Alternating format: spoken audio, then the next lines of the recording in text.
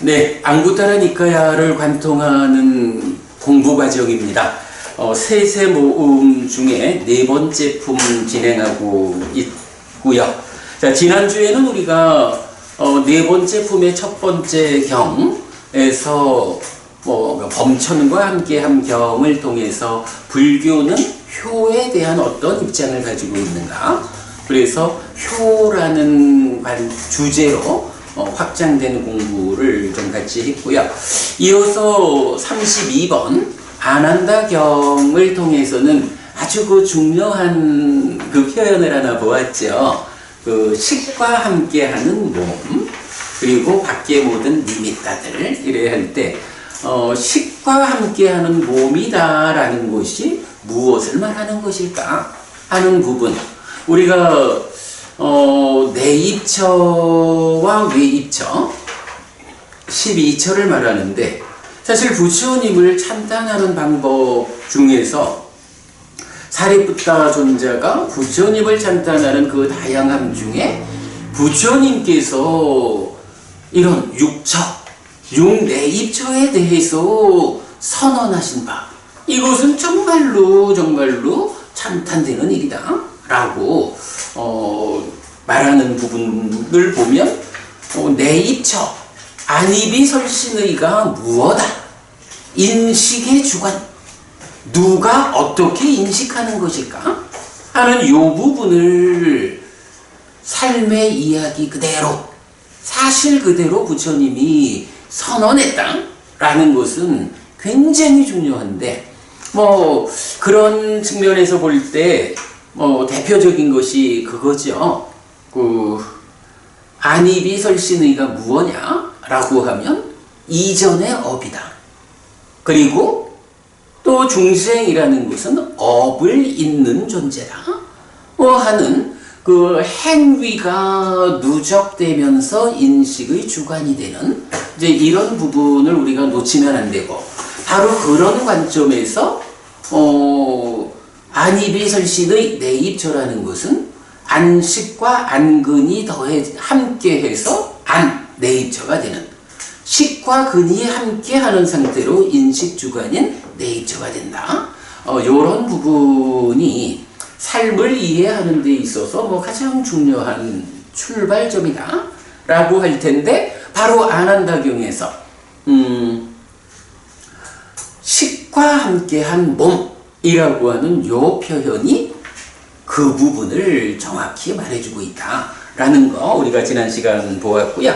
자, 그런 상태에서 이제 32번 아난다경부터 다시 좀 읽어보면서 이야기 나누겠습니다. 2번 아난다 숙당. 아난다 존자가 세존에게 왔다. 와서는 세존에게 절한 뒤 한곁에 앉았다. 한곁에 앉은 아난다 존자는 세존에게 이렇게 말했다. 대덕이시여, 비구가 식과 함께한 이 몸에서 나를 만들고 나의 것을 만드는 자기화의 잠재 성향들이 없고, 밖의 모든 상에서 나를 만들고 나의 것을 만드는 자기화의 잠재 성향들이 없는 그런 삼매를 성취할 수 있습니까? 그리고 성취하여 머무는 자에게 나를 만들고 나의 것을 만드는 자기화의 잠재 성향들이 없는 심해탈과 해해탈을 성취하여 머물 수 있습니까? 자, 이렇게 됐어요. 일단 식과 함께한 이 몸이라고 하는 거는 육내입처다 라는 것을 알죠. 밖의 모든 상들이라는 거 육외입처다 라는 걸 이제 아는데, 그러면 여기서 나를 만들고 나의 것을 만드는 자기화의 잠재 성향들 이렇게 나왔거든요. 자, 자기화에 대해서 우리가 지난주 같이 공부했고요. 그럴 때 이 자기화라는 것은 어디, 그 위치가 어떻게 되나요?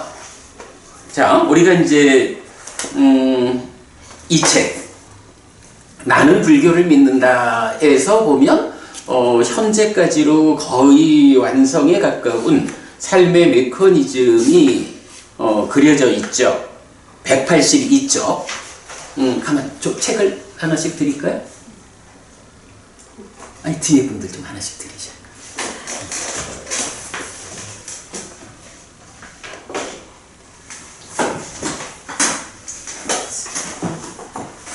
182쪽 보시면 있거든요. 이제 여기서 보면 내입처가 있고 외입처가 있는데 내입처가 외입처를 인식하는 것으로의 1차 인식, 이 1차 인식의 공동주관으로 욕탐이 이 행위로부터 순환돼서 공동주관으로 욕탐이 참여하는데 이 욕탐이 자기화라는 이름으로 참여하는 것을 볼 수 있죠. 그래서 바로 이 경에서 말하는 나를 만들고 나의 것을 만드는 자기화 이런 표현이죠. 그래서 내입처 외입처에 대해서 나의 것, 나의 것을 만든다. 그게 자기화다 라고 해서 자기화라는 거, 이 말의 자리를 우리가 알고 있는 거죠. 자, 그 부분 일단 보았고요.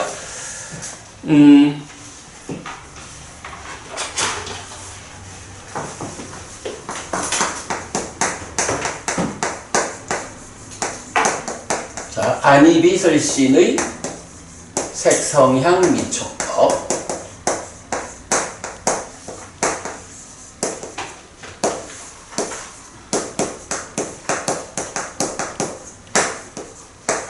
일차 인식을 하는데 여기에 하여간 욕탐이면 되는데 이 욕탐이 공동주관으로 참여한다라는 요 자리에 자기화라는 개념이 들어오는 거죠. 자, 이랬을 때 지금 경에서는 사실은 자기화가 없다? 이렇게 말하지 않죠. 그러니까 어떤 산매를 말하는데 이 산매가 자기화가 없는 산매? 이렇게 말하지 않았죠. 그죠? 자기화의 잠재 성향이 없는 요런 산매 이렇게 표현하죠. 그러면 자기화라는 것이 있는데 이 자기화의 잠재 성향 이렇게 말하면 뭐예요? 이 앞에 쪽에서 쭉 순환적으로 올 때에 어떤 것이 더 내면에서 작용해가지고 자기화의 잠재 성향이 있을 때 그게 실려와가지고 자기화로 작용하느냐 이런 측면이 되겠죠. 그거는 어느 자리겠어요? 잠재 성향. 그죠? 잠재 성향이라는 것은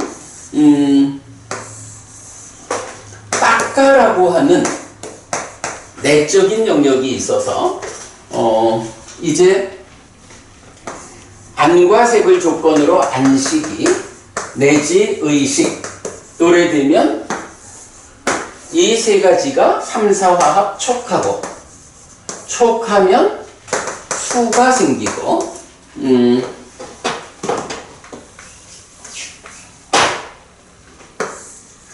생겨난 식이 함께 생기는 수를 상의 참여 가운데 인식하는 거 요게 이제 2차 인식이죠. 그럴 때 이 상이 전도된 상태, 그러니까 상나가 정이라고 하는 전도된 상태, 전도된 상태를 번뇌라고 부르죠. 그리고 이게 몸통으로는 잠재 성향. 자기화의 잠재 성향이라고 말을 하지만 자기화가 작용하는 점은 여기지만 잠재 성향이라는 것은 여기부터 방금 이제 상을 말씀하신 게 요건 거죠. 이렇게 잠재 성향으로부터 이제 출발해 가는 거죠. 물론 뭐 간략히 말하면 2차 인식에서 무명이 생기고 탐과 진. 그러면 식이 탐으로 몸집을 부풀리면 심이 되고 이것이 기뻐하고 드러내고 묶여 머무는 과정을 통해서 난뒤 소망을 만들면 소망과 탐이 함께한 거 해가지고 가래가 되죠. 그래서 이제 행위로 연결되는 이럴 때에 이제 대략 우리가 요 식과 수 그리고 상으로 요만큼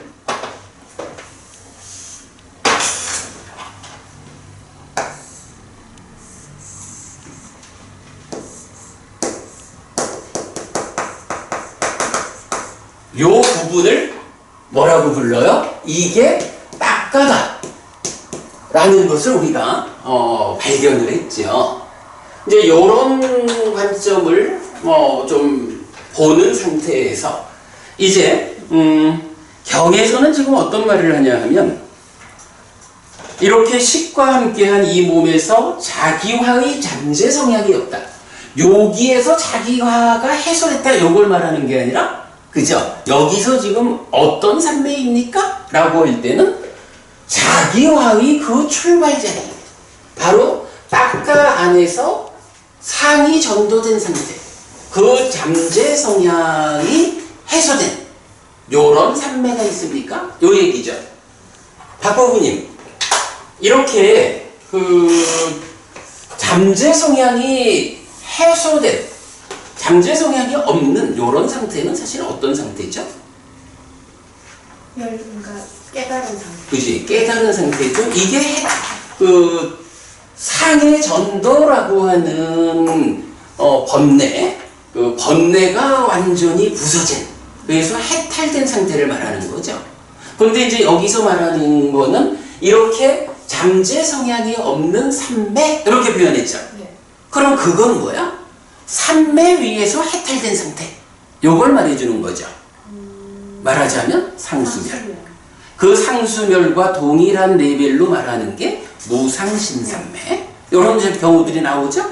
그러니까 지금 이제 이 경에서 아난다 존자가 부처님한테 질문하는 것의 구체적 내용은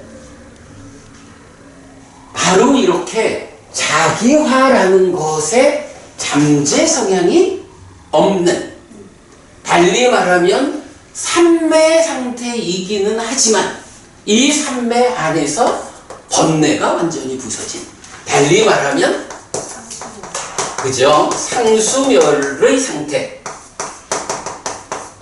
상수멸이라는 삼매 요 개념을 또 달리는 무상신삼매 이렇게 표현을 하죠.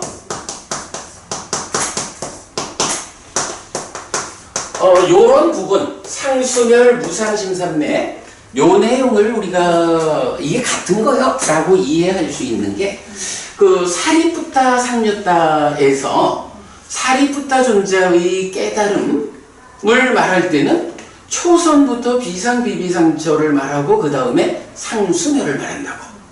그런데 마하모칼라나 존자 이게 두 분의 상수지자잖아요. 마하모칼라나 존자의 깨달음을 말할 때는 초선부터 비상비비상처까지를 동일하게 말하고 그 다음에 상수멸이 나오질 않아. 무상신삼매가 나와. 그러니까 이게 뭐예요? 상수멸의 상태하고 무상신삼매 이게 같은 것이다. 그럼 왜 그러느냐? 무상이라는 말이 뭐예요? 색성현 비촉 법이 욕탐에 의해서 왜곡된 상태가 상이잖아. 그 왜곡 상태가 없다라고 하는 게 무상이죠. 그 왜곡이 없으려면 어떻게? 욕탐이 탐진치를 실지 않아야 되는 거죠. 탐진치를 실지 않으려면 결국 뭐야? 이 자리가 해소돼야 되죠. 상수멸하고 무상신삼매가 사실은 같은 것이다. 그거를 사리푸타 상류타에서는 비상비비상처 이후를 상수멸을 성취해 먹는다 이렇게 말하고 모칼라나 상류타에서는 마하모칼라나 존자의 경우에 비상비비상처 이후에 무상신삼매를 성취해 먹는다 이렇게 나온다고요. 그러니까 이제 그런 것을 우리가 같이 보면 되죠. 자, 그래서 이제 일단 첫 번째는 이렇게 그런 삼매를 성취할 수 있습니까? 달리 말하면 상수멸 무상신삼매라고 말하는 딱가 안에서 이 자기와의 잠재 성향이 해소된 이런 삼매 요걸 말했죠. 그러면 이제 이어가지고 또 뭐라 해?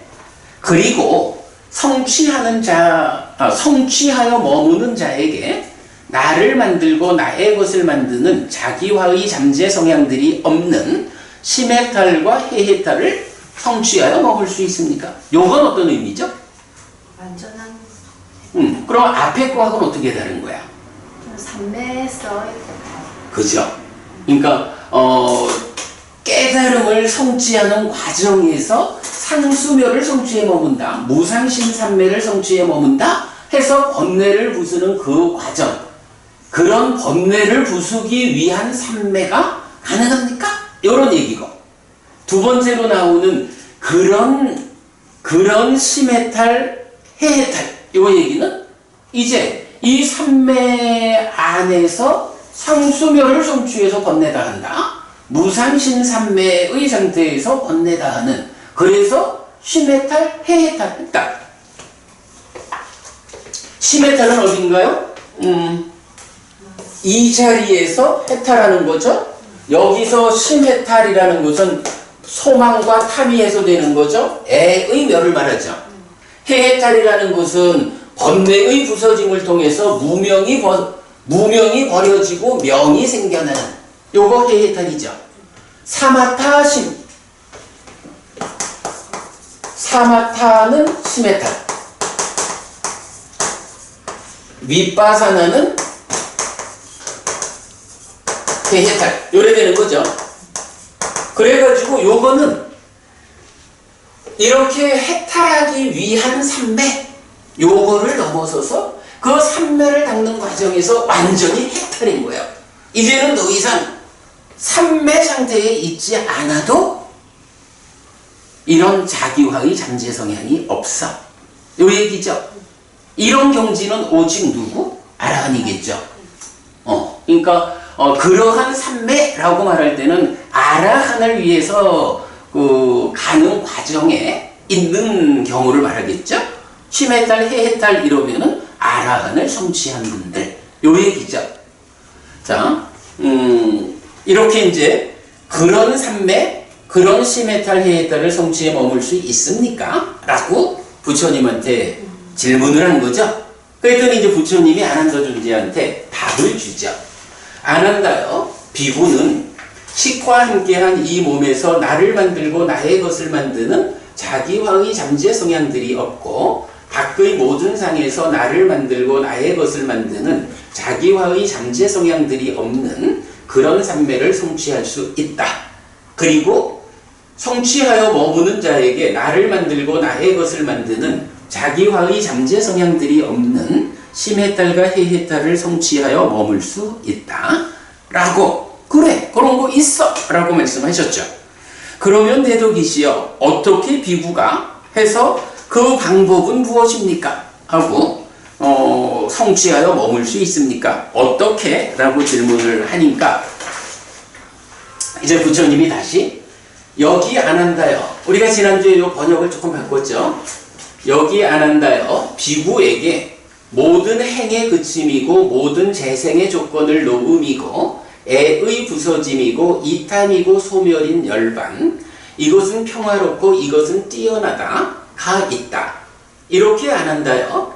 비구는 식과 함께한 이 몸에서 나를 만들고 나의 것을 만드는 자기화의 잠재 성향들이 없고, 밖의 모든 상에서 나를 만들고 나의 것을 만드는 자기화의 잠재 성향들이 없는 그런 삼매를 성취할 수 있다. 그리고 성취하여 머무는 자에게 나를 만들고 나의 것을 만드는 자기화의 잠재 성향들이 없는 심해탈과 해해탈을 성취하여 머물 수 있다.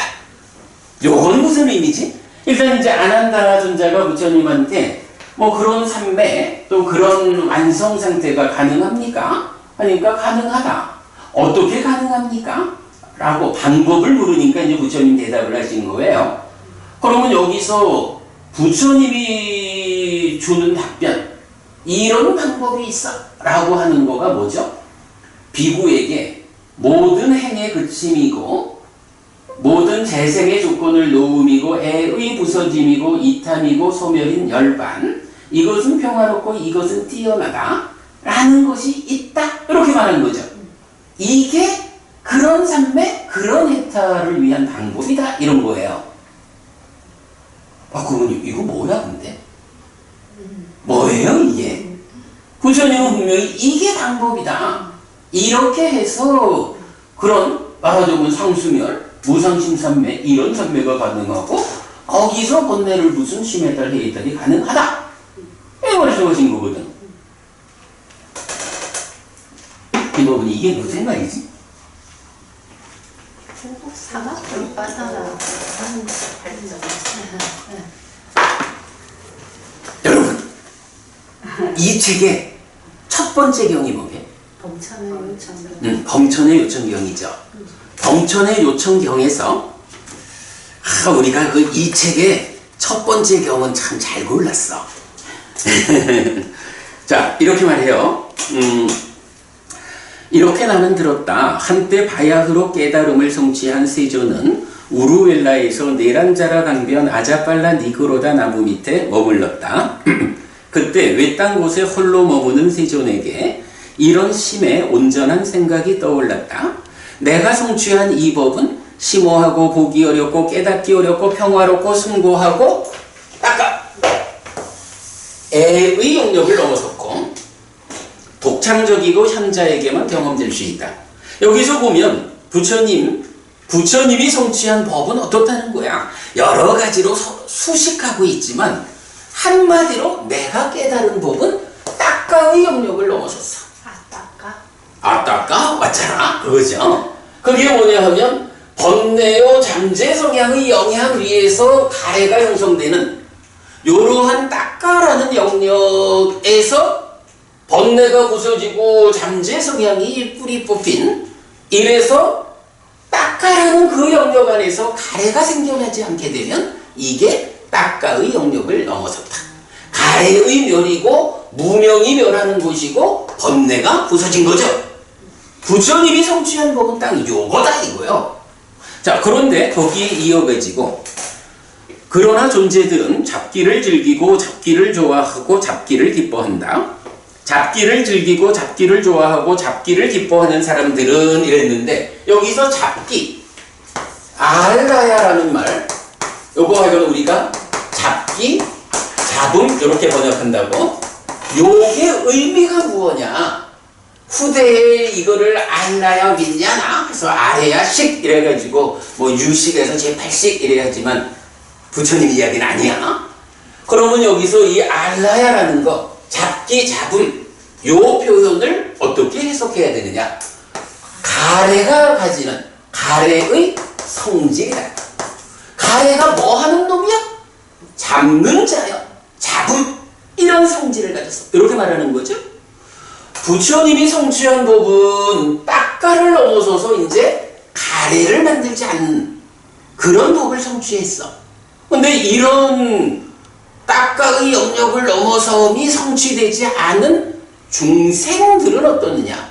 그들은 계속 가래가 생겨나니까 이 가래가 생겨나면 가래가 가지는 성질 알라야 잡기를 즐기고 좋아하고 기뻐해. 자, 그러면 이렇게 경은 잡기를 즐기고 잡기를 좋아하고 잡기를 기뻐하는 사람은 이랬거든. 무슨 얘기예요? 따까의 영역을 넘어서지 못한 중생들은 가래가 생겨나서 이 가래가 생겨나면 어떤 현상이 있느냐라고 하니 이런 토대, 즉 여기에서의 조건성인 연기를 보기 어렵다. 이런 사람들 연기라는 연기라는 토대야. 연기는 여기에서의 조건성. 이때 여기라는 건 어디죠? 중생 세상이죠? 중생으로 해탈된 삶을 실현하지 못한 중생들에게는 연기라고 하는 무명으로부터 시작해서 생도사에 이르는 그런 조건관계에 적용되는 바로 연기라는 것이 중생들의 삶이 전개되는 토대다. 이렇게 말해주는 거죠. 그런데 여기에 또 하나의 토대가 있대. 요걸 우리가 참 주목해야 돼. 또 하나의 토대가 있다. 또한 이런 토대, 즉 모든 행을 그침이고 모든 재생의 조건을 놓음이고 애의 부서짐이고 이탐이고 소멸인 열반을 보기 어렵다. 또 하나의 토대가 있는 거야. 연기라는 토대 1번, 그 다음에 열반이라는 토대 2번이 있는 거야. 요거를 지금 부처님이 당신의 깨달음의 소회를 드러내면서 알려주잖아요. 그래서 우리가 지난주에는 그 얘기도 했죠. 그렇지. 맞아요. 자가를 곤란해도 이게 참 지구 중심까지 들어가 보라지. 방법은 뭐야? 방법은 옥토로 옮겨 앉으면 되잖아. 자갈밭이라는 토대하고 자갈이 없는 옥토라는 토대하고 이 두 가지 토대에서 옮겨 앉는 거죠. 이런 이야기 했듯이 바로 이렇게 연기라는 여기에서의 조건성인 토대, 그리고 열반이라고 하는 해탈된 삶의 토대, 이런 걸 볼 수가 있는 거죠. 자, 이렇게 이제 보면 이제 부처님, 자, 아난다존자가 그런 삶에 그런 해탈이 있습니까? 가능합니까? 있다. 가능하다. 어떻게 그런 삼매와 해탈을 성취할 수 있습니까? 라고 하니까 부처님이 봐라. 중생들의 삶이라는 것은 말하자면 연기라는 여기에서 이 조건성이라는 토대 위에 있는 거다. 그런데 열반이라고 하는 해탈된 삶의 토대가 있다. 그러니 물론 그래서 여기서 이제 제가 요 번역을 비구는 라고 생각한다 이렇게 안 하고 비구에게 요것이 있다라고 한 거, 그거 참 좀 어떻게 표현하기가 어렵지만 사실은 그게 뭐냐 하면 이런 해탈된 삶을 말하는 열반이라는 토대가 있다는 거야. 지금 이런 연기라는 토대 위에서 살아가는 중생들이 그 중생들에게 이런 자기와의 잠재 성향이 없는 삶매, 또 그로 인해서 자기와의 잠재 성향이 없는 심해탈, 해해탈, 이게 가능하다? 어떻게 가능합니까? 여기서 이제 어떻게라는 거를 세세한 테크닉을 말해주는 건 아니지만 부처님, 좀 전에 박보부님 딱 그 얘기한 거야, 그지? 밭을 옮겨 앉는 바로 이런 열반이라고 하는 해탈된 삶의 토대가 있다. 비구에게 그런 열반이라는 해탈된 삶의 토대가 있다. 그게 이 두 가지 삼매와 해탈이라는 이거를 가능하게 해주는 방법이다. 이렇게 말하는 거죠. 물론 이제 여기서 그러면 그 토대를 옮겨 앉는 건 어떻게 합니까? 하는 이런 부분은 우리가 이제 그게 사실 이제 팔정도고 수행 지도로서 그려내는 거니까 여기서 그거를 다 부처님이 상세히 설명하는 건 아니고 그냥 결정적 한마디를 여기에서의 조건성인 연기적 삶에 있는 중생들이 바로 이런 열반이라는 토대, 이 해탈된 삶의 토대라는 것, 그것이 그런 삼매고 그런 해탈이다 라고 그걸 답으로 주시는 거죠. 제가 볼 때는 사실 이런 부분을 이해하는 데는 바로 범천의 요천경에서 알려주는 딱가의 영역을 넘어선 것으로의 부처님 깨달음. 그러고 딱가의 영역을 넘어서지 못해서 가래가 생겨나는 중생들의 특징, 그들의 삶의 토대. 그것을 넘어섰을 때에 실현되는 열반이라는 토대. 이런 부분을 부처님이 지시해주고 있다고요. 여기에서 이 조건성인 연기적인 삶의 영역에 있는 중생으로의 삶도 있지만 그 삶에서 벗어나서 열반이라는 토대로 자리를 옮겨 앉은 이런 삶도 있다. 내가 깨달은 거 바로 연기라는 토대에서 열반이라는 토대로 옮겨 앉은 것. 그게 무엇이냐라고 하니 딱가의 영역을 넘어서는 방법으로 옮겨 앉았다. 요렇게 말해주는 거죠. 근데 이제 우리가 공부를 하다 보면 상당히 많은 경우에 이 참 설명하기 어렵고 이해하기 어려운 주제들은 대부분 요런 두 가지 토대의 차이라는 관점에서 접근을 하면 이해가 돼요. 대표적으로 어떤 게 있죠? 대표적으로 어떤 게 있나? 어부님, 우리 그거 보았지? 상수멸이 비상비리상처를 성취해 머무는 것보다 상수멸을 성취해서 머무는 게 더 좋은 거잖아. 그거보다 더 훌륭하고 더 뛰어난 느낌이잖아. 경험이잖아. 아니 근데 상수멸이라고 하면 수가 멸한 거잖아. 느낌이 멸했는데 어떻게 느낌이 멸한 그 상태를 행복이라고 말합니까? 이런 문제 제기를 하잖아. 우리 지난주간 뭐죠? 많은 경험경. 그 부분을 이해하는 방법이 뭐야?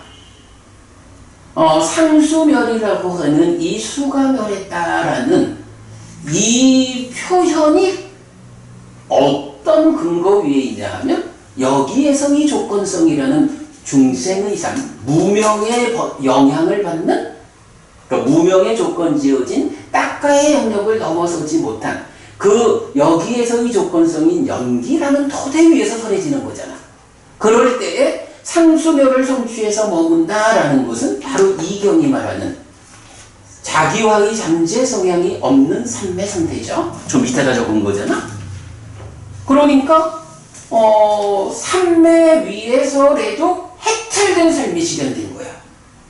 그러니까 해탈락, 열반락이라고 부르는 그러한 행복이 있어. 이런 부분은 바로 지금 여기서 말하는 연기라는 토대와 열반이라는 토대, 이 두 가지 삶의 토대의 차별성, 이거를 이해하지 못하면 아니 상수멸이 수가 멸했는데 왜 행복이냐고? 라는 질문에 대답할 수 없다고. 그죠?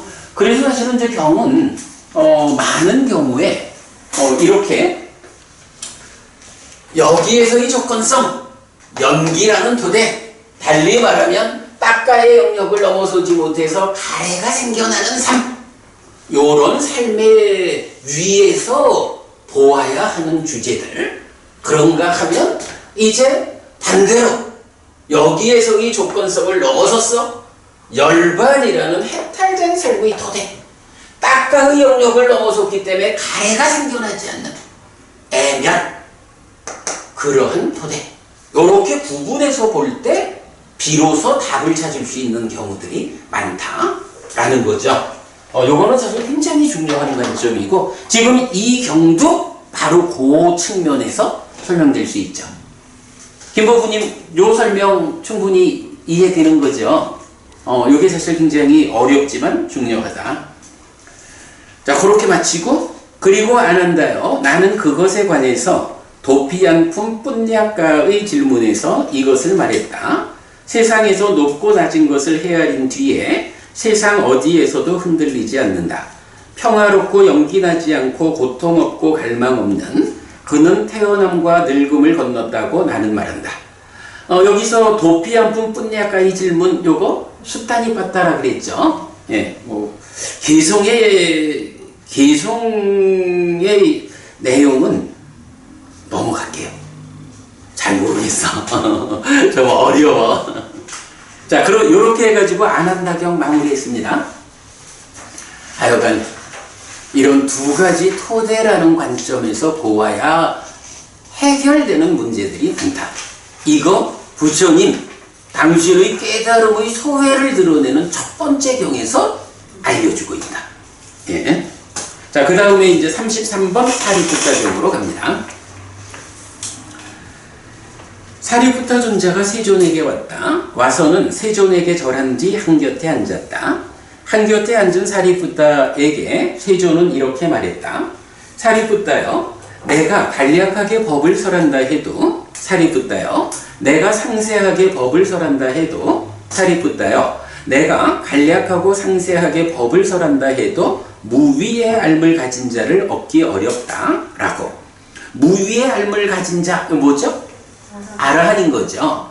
그러니까 부처님이 이래 법을 간략하든 상세하게든 법을 설해도 아라한을 성취하는 제자는 참 얻기 쉽지 않아. 이런 말씀이죠. 세존이시여, 세존께서 간략하게 법을 설하실, 상세하게 법을 설하실, 간략하고 상세하게 법을 설하실 때입니다. 선서시여, 그때입니다. 법에 대한 무위의 알을 가진 자가 있을 것입니다.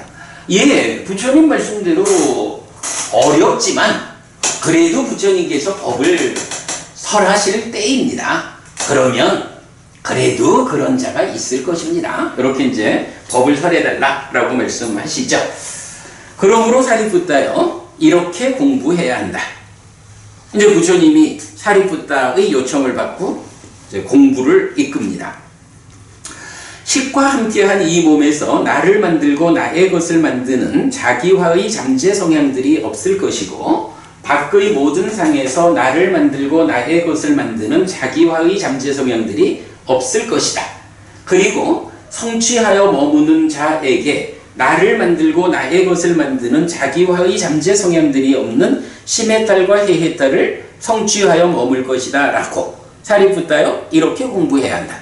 앞의 경에서는 아난다존자가 그게 가능하나요? 그런 게 있습니까? 이렇게 여쭤보고 문답이 진행됐잖아요.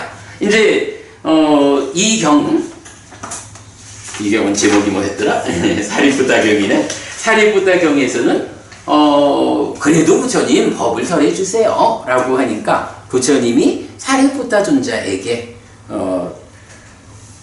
이렇게 공부해라. 이게 꼭 사리푸tta 존자를 위한 가르침은 아니죠. 그러니까 그렇게 이제 대중들에게 법을 설하시는데, 바로 이 두 가지, 이런 산맥, 자기화의 잠재 성향이 없는 이런, 여기선 삼매라는 말은 없네. 다만 이러한 자기화의 잠재 성향이 없을 것이다. 이건 뭐예요? 비구들이요, 그대들의 내면 깊은 곳에서 작용하는 잠재 성향, 특히 자기화의 잠재 성향을 완전히 부숴버려야겠다. 뿌리 뽑을 것이야. 요렇게 공부해라. 요 말씀이죠. 그리고 마찬가지로 그러한 해탈을 성취하여 머물겠다 라고 그대들이 공부를 하는데, 그 공부의 목적점을 어디에 두어야 하느냐? 바로 여기 딱가 안에서 상이 2차 인식의 공동 주관으로 참여하는 그 자리에서 상에 전도되는 것으로의 번뇌를 부숴야 해. 그거 다른 말로 하면 잠재 성향을 뿌리 뽑는 거야. 요 표현이죠. 예. 이렇게 공부해야 한다라고 부처님이 앞의 내용하고 같은 거죠. 자, 넘어가서 사리푸tta여, 비구에게 식과 함께한 이 몸에서 나를 만들고 나의 것을 만드는 자기화의 잠재 성향들이 없고, 밖의 모든 상에서 나를 만들고 나의 것을 만드는 자기화의 잠재 성향들이 없고, 성취하여 머무는 자에게 나를 만들고 나의 것을 만드는 자기화의 잠재 성향들이 없는 심의 딸과 해의 딸을 성취하여 머물 때, 즉 요 얘기죠. 여기에 잠재 성향이 없어. 그래서 심의 탈, 해의 탈 한 거요 라는 건데, 요렇게 이런 자기화의 잠재 성향이 없다, 심의 탈, 해의 탈 했다 라는 것이 그 경지가 어떤 경지냐, 요걸 이제 부처님 말씀해 주시죠. 그래서 성취하여 머물 때 이것이 사리푸tta여, 애를 잘랐고 가래를 잘랐고 족쇄를 끊었고 바른 자기화의 관통, 자기화에 대한 바른 관통을 통해서 괴로움을 끝내었다라고 불린다. 여기서 이 말, 괴로움을 끝내었다라는 요 말이 뭐죠? 고묘를 실현했다 이거죠. 깨달았다. 일체의 고묘를 실현했다. 요 얘기거든요. 그러니까 이렇게 그러니까 자기화의 잠재 성향이 없고 심의 딸, 해의 딸을 성취해서 머문다라고 하는 그것이 어떤 경지냐? 그게 가래를 완전히 잘랐고 족쇄를 끊었고 바른 자기화를 관통을 해서 괴로움을 끝냈다. 고멸이 실현되었다. 깨달았다. 아라한되었다. 그러니까 우리가 이제 계속 말하는 거지만 바로 이런 잠재 성향이 없는 삼매가 됐든 하여간 잠재 성향이 없는 상태. 그래서 시메탈 헤헤탈한 이 상태가 어떤 상태입니까? 모든 괴로움을 끝낸 겁니다. 아라한. 깨달음이 성취된 상태입니다. 요렇게 지금 부처님 답을 주시는 거죠. 자, 그리고 나면 이제 개성이 하나 나오는데, 욕상, 까마삼야예요. 욕상들과 고뇌의 둘 모두를 버린 해태를 제거하고 후회들이 예방된 평정과 청정한 삿띠를 갖춘 담마 딱가가 선행하는 무명이 부서진 무위의 알매에 의한 해탈을 나는 말한다. 이렇게 하는데, 노부부님, 여기 보면 담마 딱가라는 말이 나오거든요. 개송에서 보면 이제 밑에서 두 번째 줄, 우백가 사띠 삼숫당 담마 딱가 뿔의 자왕 이랬어요. 요거 담마 딱가라는 표현은 아마 보신 적이 없을 거야. 이게 무슨 의미입니까? 담마 딱가. 담마 딱가. 일단 딱가라는 말은 여기 있죠. 이 딱가를 놓고 여기에 담마 딱가라고 나온 거야. 이건 무슨 말일까? 참고로 초기불전연구원에서는 요 담마 딱가에 대해서 이거는 법에 대한 생각인데 주석서에서 이거를 삼마상가빠 바른 사유라고 주석서가 설명하고 있다 라고 해서 초불련에서는 담마 딱가를 바른 사유라고 번역을 했어요. 그런가 하면 한국바알리성전협회에서는 요 내용을 가르침에 대한 탐구라고 번역을 했어요. 그러니까 담마라는 가르침에 딱가를 탐구라고 번역을 한 거야. 초불련은 담마 딱가를 담마를 법에서 법에 대한 딱가를 생각이라고 번역해서 다 법에 대한 생각. 그런데 주석서가 그거를 바른 사유라고 한다. 이렇게 이제 해석을 하셨고, 비쿠보디, 그러니까 보디 스님은 요거를 리플렉션 on the 담마라고 해서 리플렉션을 이제 숙고 이렇게 깊이 생각하면 이렇게 보면 법에 대한 숙고 요렇게 번역을 하고 있어요. 담마 딱가. 박거부님, 네. 담마 딱가 뭘까? 김버부님도 모를 거야, 그치? 자기가의 잠재성이 없는 법에 응? 대한 자기가 잠재성이 없는 딱가. 그래, 맞아요. 그러니까 이제 그거를 내가 딱 답으로 말하려고 한 거는 아닌데, 그 답의 상태가 그거요. 여기서 이렇게 봐야 해. 사실은 중요한 게, 딱가가 무엇냐라는 거예요. 사실은 딱가가 무엇이라는 것이 세계불교에서 지금 해석되어 있지 않다고.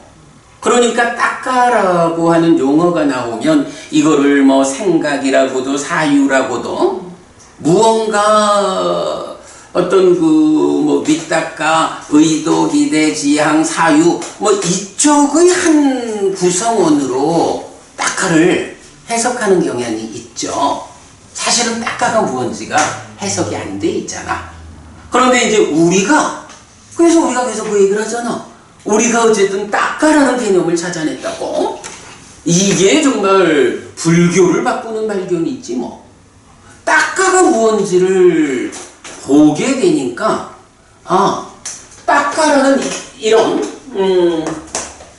가래를 형성하는 과정으로의 딱가의 영역이 있어. 그런데 지금 여기서 경에서는 뭐라고 하냐 하면 담마 딱가, 그러니까 담마 딱가만 말하는 게 아니라 뿔의 자왕해서 이 담마 딱가가 선행한다. 요 표현이 나오는 거야. 그러니까 앞서가고 있다 이런 얘기죠.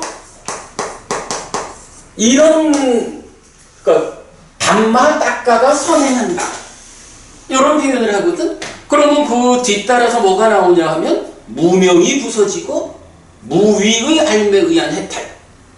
무명이 부서진다는 게 뭐죠? 요거잖아. 무명이 버려지고 명이 생겨나는 윗바사나에 의한 해탈이 무명이 부서지는 거라고.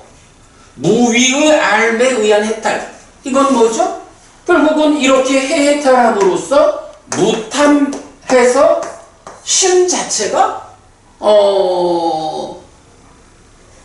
상의 전도 없이, 그러니까 전도라는 것이 상나가정의 상태잖아. 이런 전도 없이 무상고 무아의 삼법인이죠.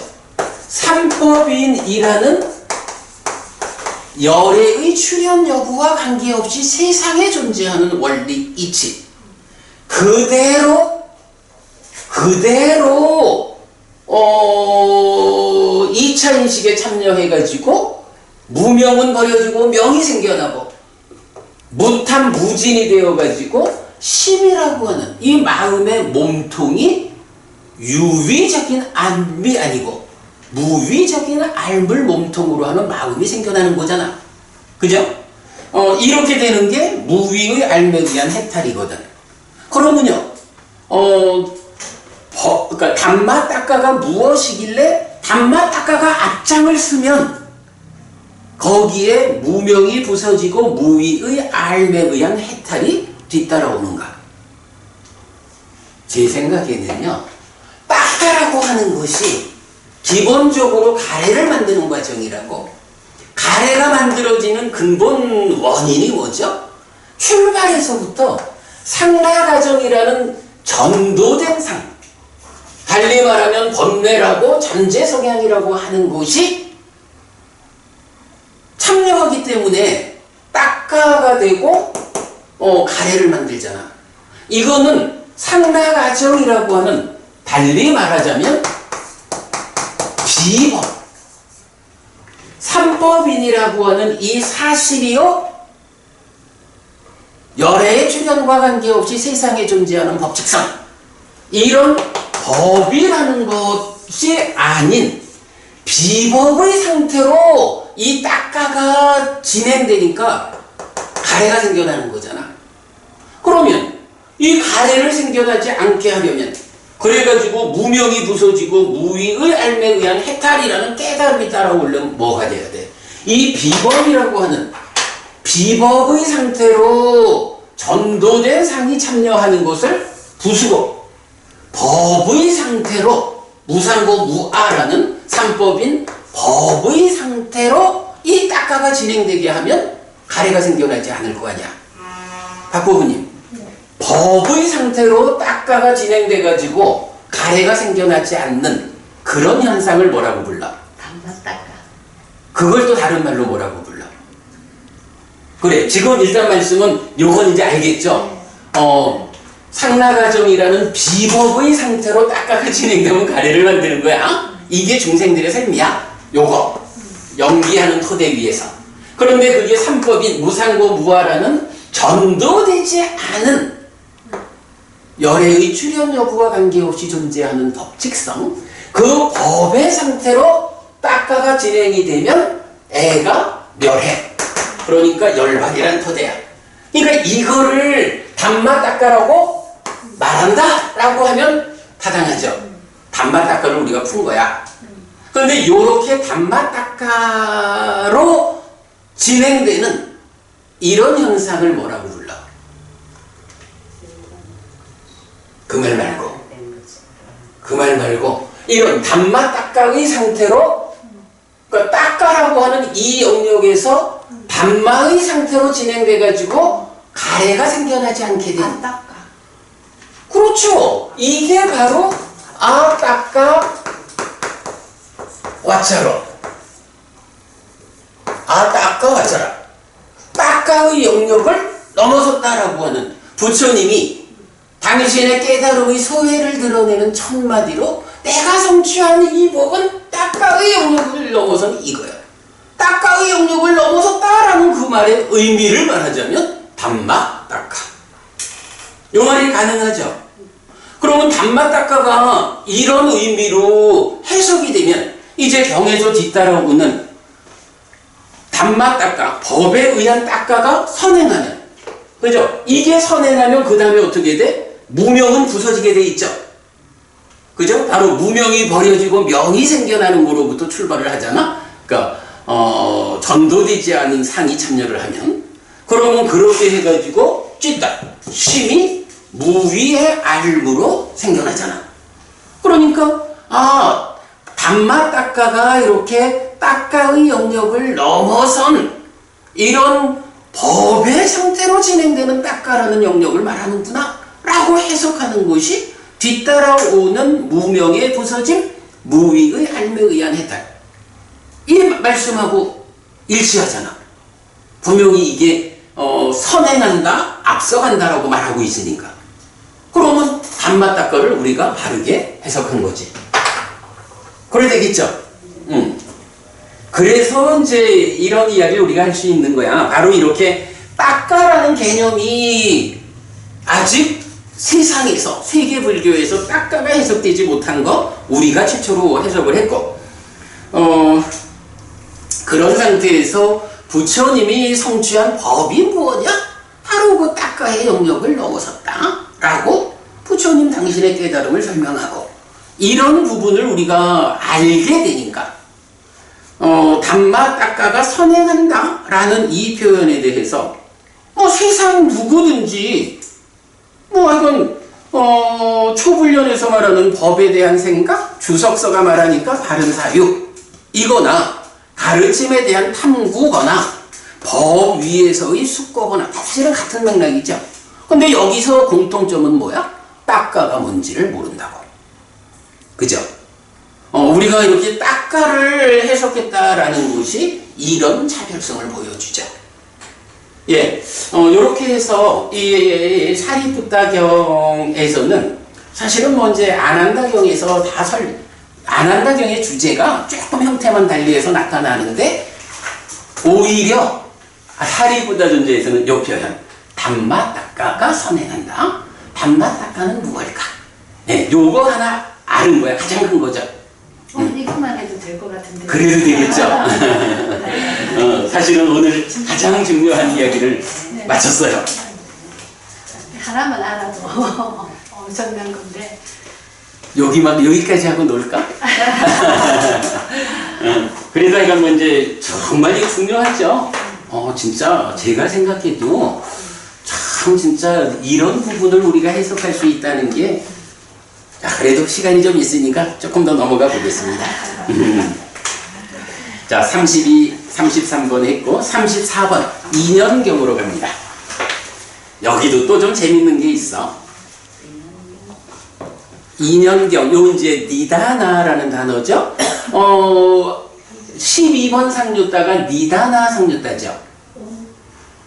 아니지, 니다나, 인년 상류다죠. 그러니까 보통 이제 연기 이러면 빠띠자 사무빠다 이러고, 무명을 조건으로 행위 이럴 때는 빠짜야라는 단어를 쓰고, 또 원인 이러면 해또라는 단어를 쓰고, 이렇게 유사한 단어들이 많이 있죠. 그럴 때 니다나라는 단어가 또 같은 맥락에서 있는데, 요게 지금 우리가 초불련의 번역을 우리가 이제 좀 받아서 우리도 요 부분을 인연이라고 번역하고 있죠. 예.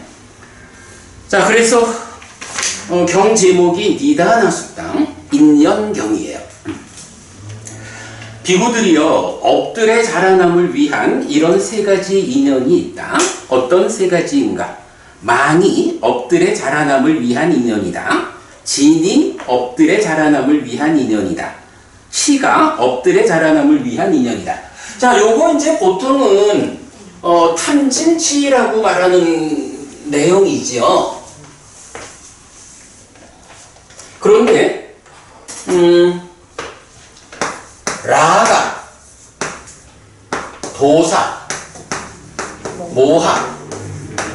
이래서 탐, 진, 치 요래 하는데 요게 또 다른 쌍으로 나타나는 것이 로바, 모사, 모하 이렇게 동일하게 나타나죠. 그래서 진과 치는 같은데 이제 중국에서 번역을 할 때 어떻게 했나요? 라가를 탐이라고 번역하면서 로바도 그대로 탐이라고 번역을 했죠. 그러니까 이제 한문 경전을 보는 입장에서는 그냥 탐진치만 있을 뿐이야. 근데 이 탐진치가 원어가 라가인 경우도 있고 로바인 경우도 있다 라는 것은 안 나타나는 거예요. 근데 여기서 만약에 라가와 로바가 같은 말이다 라고 하면 문제될 게 없어. 그런데 만약 이게 같은 것이 아니다 라고 하면 서로 다른 두 가지를 한문 경전으로 볼 때는 구분할 수 없는 거야. 자, 그런 문제 때문에 우리가 탐진치 맛보기 수업에서 이제 봤지만 사실은 라가라는 거는 요거죠. 무명 위에 있는 탐. 요 탐으로 몸집을 부풀린 심이 어떤 성질을 가지느냐 할 때 라가의 몸집 위에서 로바라는 성질을 갖는다. 그래서 우리가 요 라가와 로바를 구분해서 망이라고 번역을 해줬죠. 그래서 이제 여기 망진치 이렇게 이제 번역을 차별하고 있죠. 그럴 때에 이제 이 인연경에서는 업들의 자라남을 위한 세 가지 인연이 있다라고 하는데 탐진치가 아니고 망진치를 써요. 그런데 이게 하나 우리가 주목해야 되는 게 물론 뭐 우리가 이제 깨달음을 말하고 삶의 근본적인 문제를 말할 때는 다 탐이죠. 탐이 문제인데 이게 이제 그 업이라는 개념으로 연결이 될 때는 업을 짓는 주관이 누구예요? 심이잖아. 그러다 보니까 업을 짓는다라고 할 때는 심이 생겨나는 과정, 심의 몸통이 뭐냐? 이거보다는 업의 주체인 심이 어떤 성질을 가지고 있느냐. 근데 요걸 중심에 두는 거예요. 그래가지고 탐과 망 두 가지 중에 업으로 연결되는 경우는 거의 99% 망이 나오죠. 로바. 예, 우리 그런 현상을 볼 수가 있어요. 자, 그거 하나 참고 한 상태에서 이제 이 경은 비구들이여 업들의 자라남을 위한 이런 세 가지 인연이 있다. 어떤 세 가지인가? 망이 업들의 자라남을 위한 인연이다. 진이 업들의 자라남을 위한 인연이다. 치가 업들의 자라남을 위한 인연이다. 망진치 세 가지가 업이 자라나는 인연이다. 이렇게 말하고 있어요. 자, 그러면서 비구들이여 망으로 지었고 망에서 생겼고 망이 인연이고 망에서 자라난 업들은 자기 존재가 생겨나는 곳에서 익는다. 그 업이 익는 곳에서 그 업의 보를 경험한다. 지금 여기 즉 금생이거나 걸어서 닿는 것 내생이거나 그 후에 오는 생에서 이렇게 표현하거든요. 우리 국어 선생님, 노선분이 읽는다라는 말은 뭐예요? 여기서 이렇게 그러니까 망에서 자라난 업은 자기 존재가 생겨나는 곳에서 읽는다.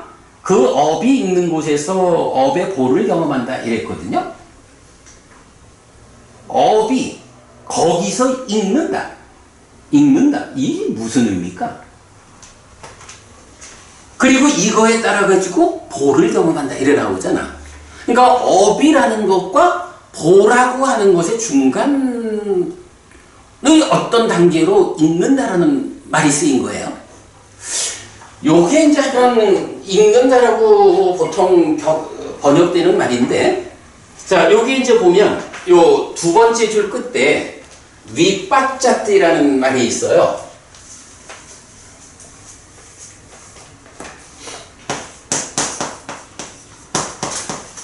이 윗바짝띠라는 말이 뭐 한 가지로는 라이프는 익다 또는 뭐 익다, 숙성하다, 숙성하다, 숙성되다 하고 또 하나의 의미로는 베어라고 해서 열매를 맺다, 뭐 결실을 맺다.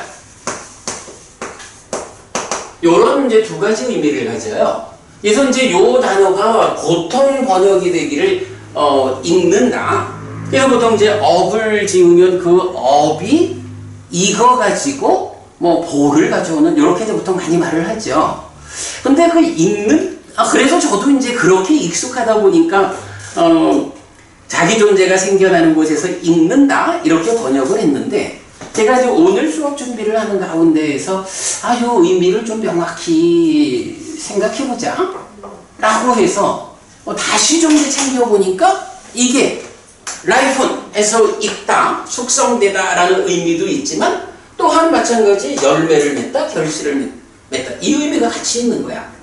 그러니까 뭐 말하면 그거지 뭐 나무에서 그러니까 나무가 자라나면 어쨌든 그 자라나는 과정의 끝에서 한 과정이 잘 성숙하면 열매를 맺지 뭐. 그러니까 읽는다는 말이나 뭐 열매, 결실을 맺는다는 말을 같은 거로 봐도 되겠죠.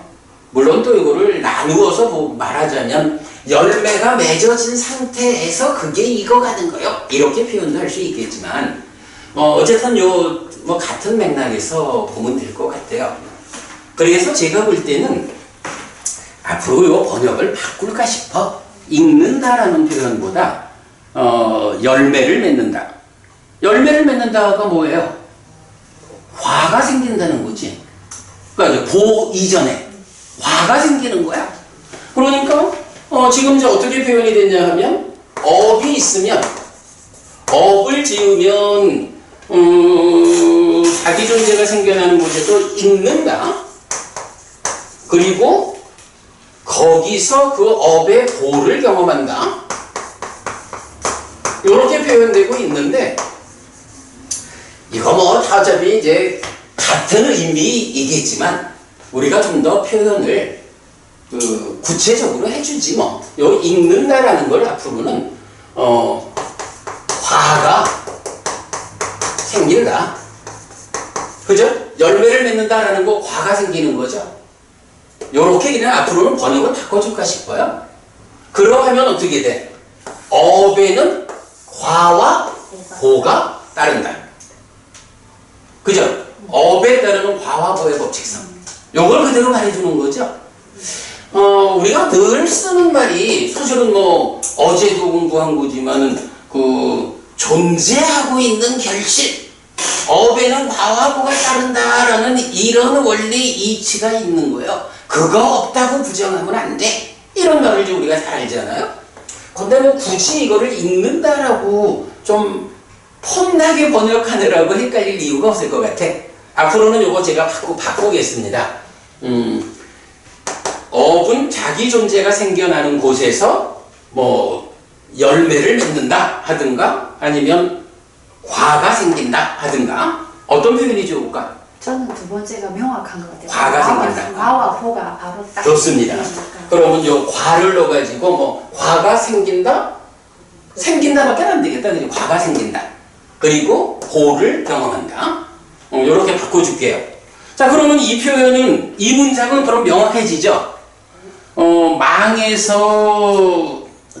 그러니까 망을 원인으로 생겨나고 자라나는 업은 자기 존재가 생겨나는 곳에서 열매를 맺어. 그러니까 과가 생겨나.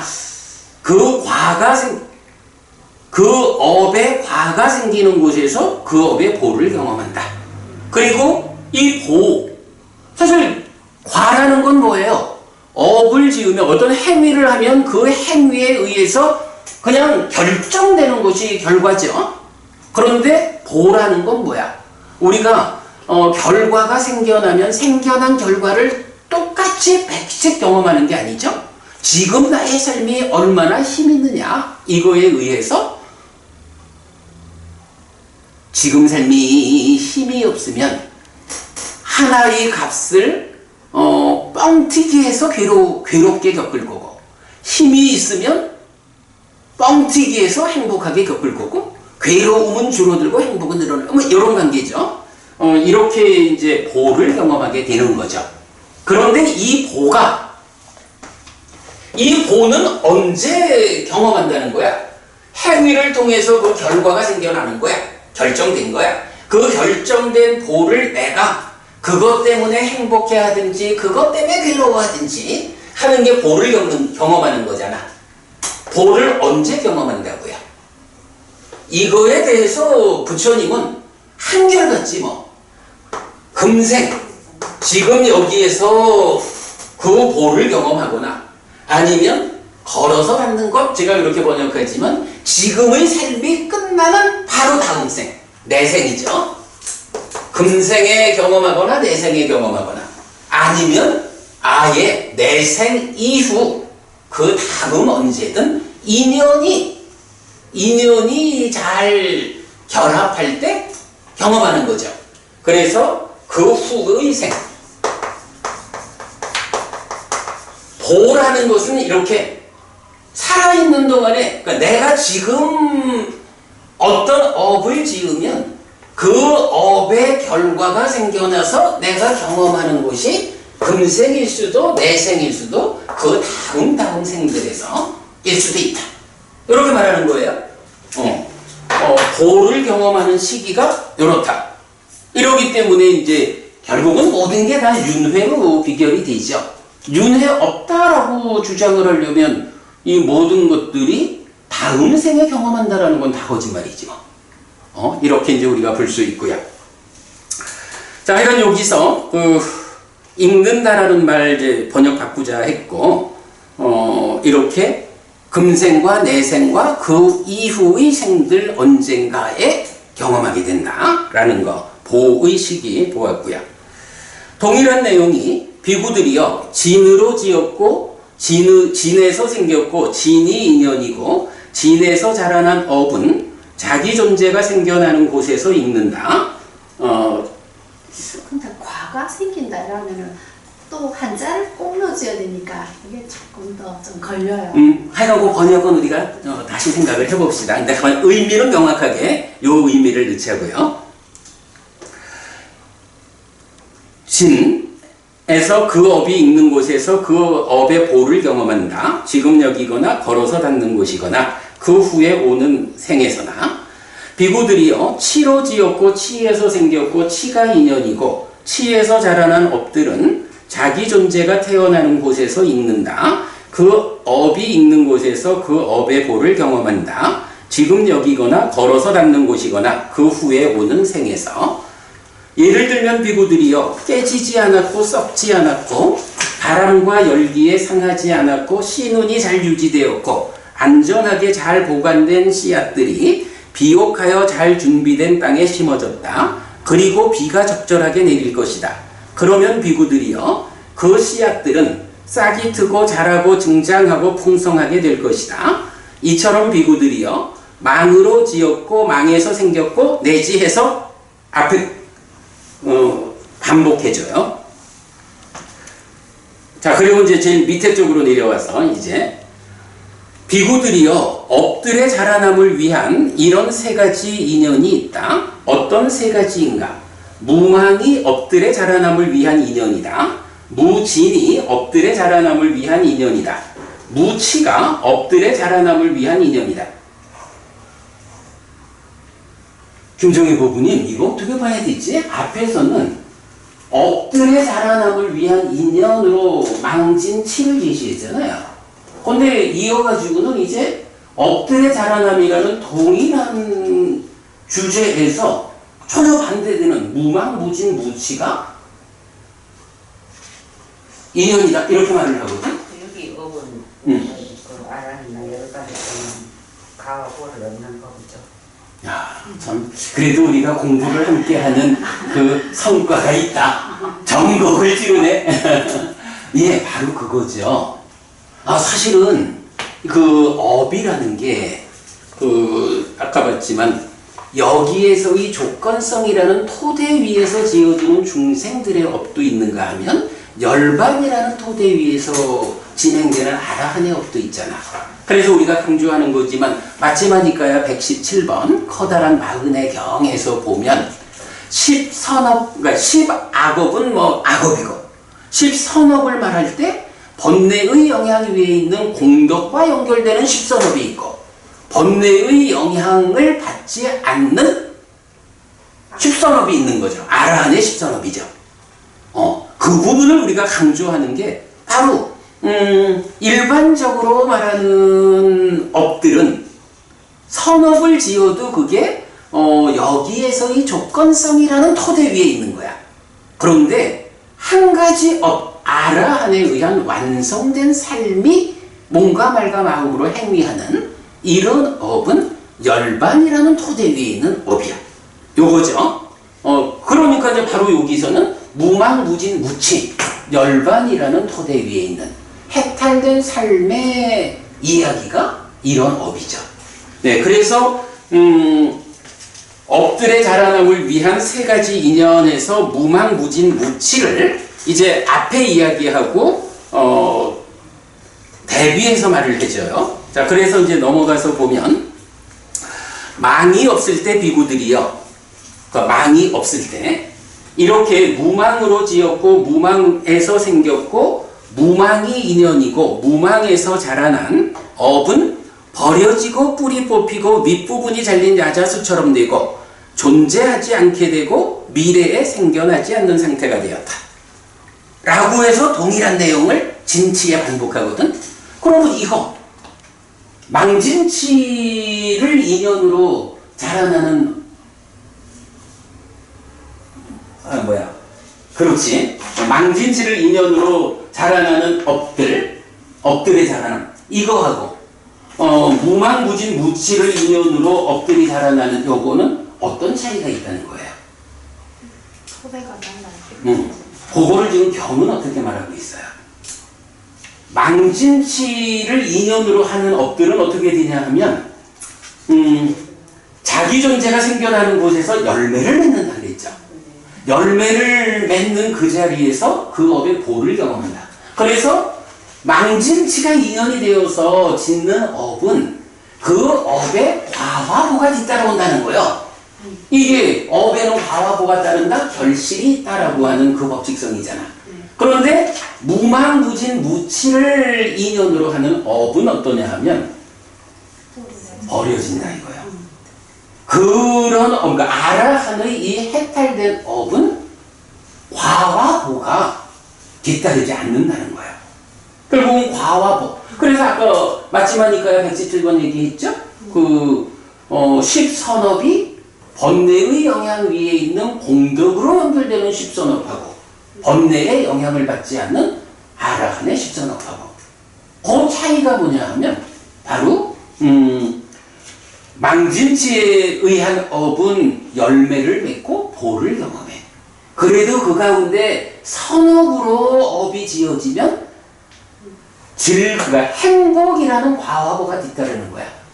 혹시 악업을 지으면 괴로움이라는 과화보가 뒤따라.